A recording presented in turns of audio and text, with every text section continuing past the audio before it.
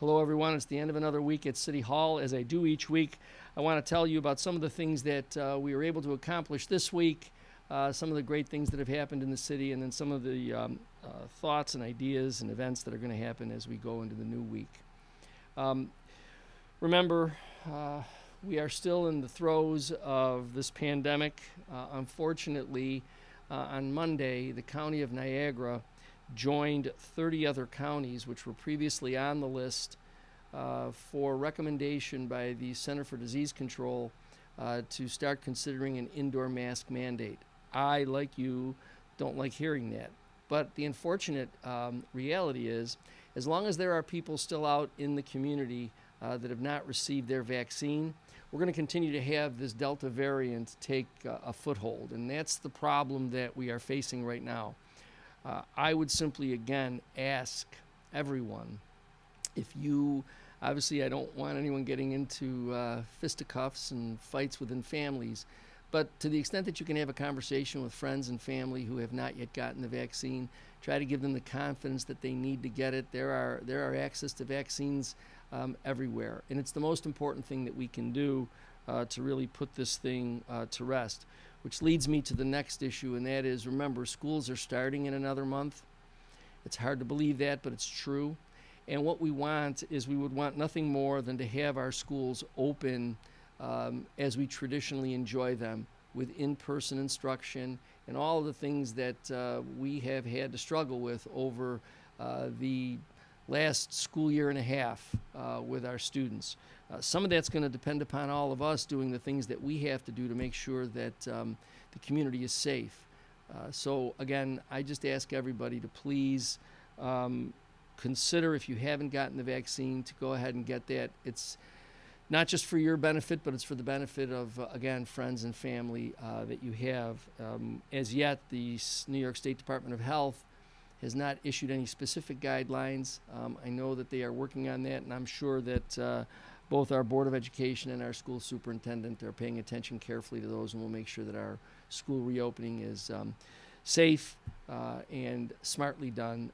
But please, if you can help in any way by getting the vaccine and convincing others to get it, it will certainly make everyone's life a little bit easier. And again, when you arrive at City Hall, we are still requiring, as you come in here, either for visit or for business, that you have a face covering with you when you arrive. We have had a pretty exciting Food Truck Thursday throughout the summer, and it'll continue again next Thursday. Please go down to the train station if you haven't been down there between 11 and 1:30 to enjoy music, the food truck that will arrive. This food truck this week is Steaksters. So if you can get down there, enjoy it. It's a good opportunity at the lunch hour to just be outside and enjoy a little bit of entertainment. This past week, we were able to celebrate a few things. One was Carolyn's House. We celebrated the 15th anniversary of Carolyn's House, helping over 500 women and children who find themselves in difficult situations. It's truly a remarkable facility. One that we can all be proud of here in the city of Niagara Falls. It truly takes those men and women, women and children rather, who are in a difficult situation and helps them stabilize their situation and go on to productive lives. So again, congratulations to Carolyn's House on 15 years of making that all possible. Yesterday, we had the chance to recognize the significance of the Cataract House. Cataract House was an old facility downtown. It was a restaurant and hall down almost at the foot. Actually, it was just to the west of where the Red Coach Inn is. It was not only a fabulous facility, but it also had a significant part to play in the Underground Railroad. It was the facility where many African Americans traveling for freedom into Canada would come. Most of the wait staff at the Cataract House were African Americans, and the purpose was to get them here, get them involved in the Cataract House, and then move them on into Canada. So it was also a great opportunity to show the unity that this community had and commitment to that freedom the owners of the Cataract House over those years, the Porter family and others, all took part in that same desire to help African Americans struggling in slavery in the South to reach freedom. So we celebrated that with a historic marker. You could see that again. It's in the park area just to the west of the Red Coach Inn.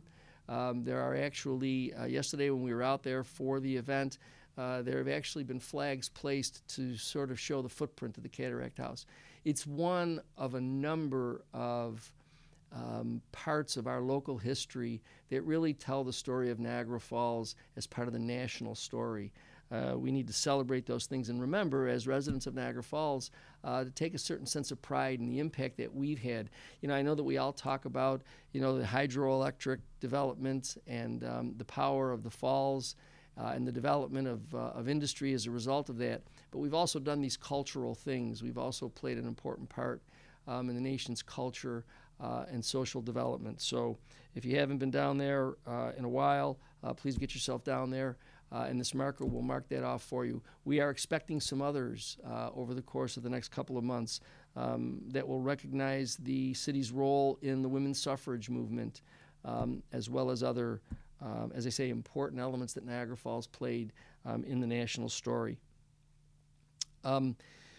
We also have been conducting and just completed this past week our second community engagement on a discussion for how to expend the funds from the American Rescue Plan. We have a third one scheduled for August 17th. It will be at the Niagara Falls Library LaSalle branch. It starts at 6 p.m. More information will be put out about that in the coming days. This is an effort on the administration's part to get out into the community, listen to the residents, to talk about some of the ideas that they may have, obviously within the requirements and restrictions of the Treasury regulations, on how we can best utilize this funding. We've been thinking about a variety of ideas here at City Hall since the first reports came out in February.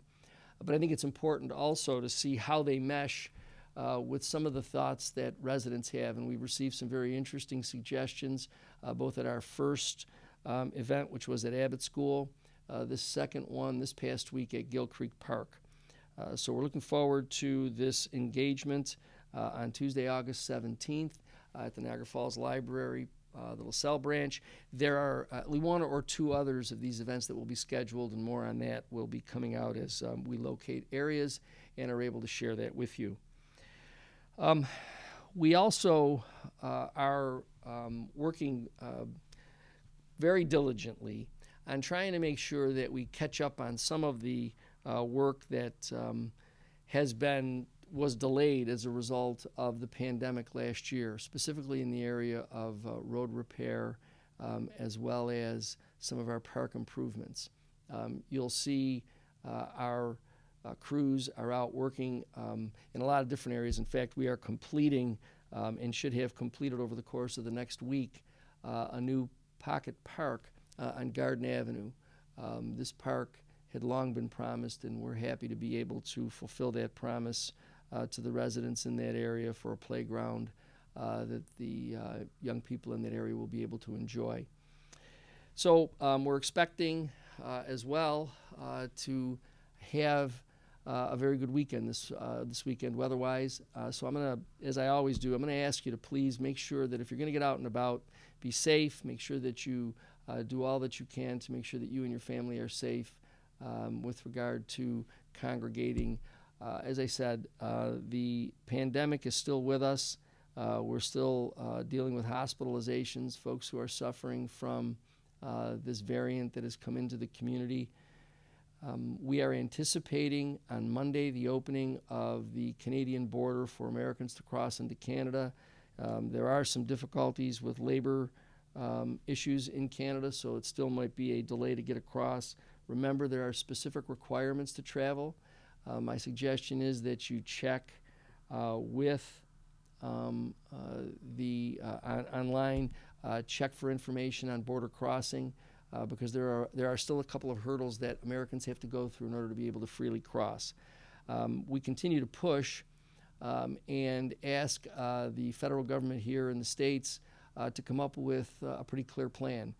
It's sort of frustrating that while the Canadians have opened the border to some extent, that we here in the U.S. are still struggling with that idea. I think that, quite honestly, the sooner we can get to a point where we recognize that fully vaccinated individuals should be able to freely cross, then we're really putting sort of our effort behind where we're preaching, and that is, if we want folks to get vaccinated, then we need to be able to say to them that they now have the protection that we say the vaccine can provide. I believe that. The difficulty is, I suppose, getting our federal government to embrace that all across the northern and southern border. So we'll continue to push for that information to be let out to us so that we know what the plan is, so that we can all get back to free travel into and out of Canada. So again, as you enter into the weekend, please enjoy the weekend, be safe, and until we get to this point next week, have a great weekend.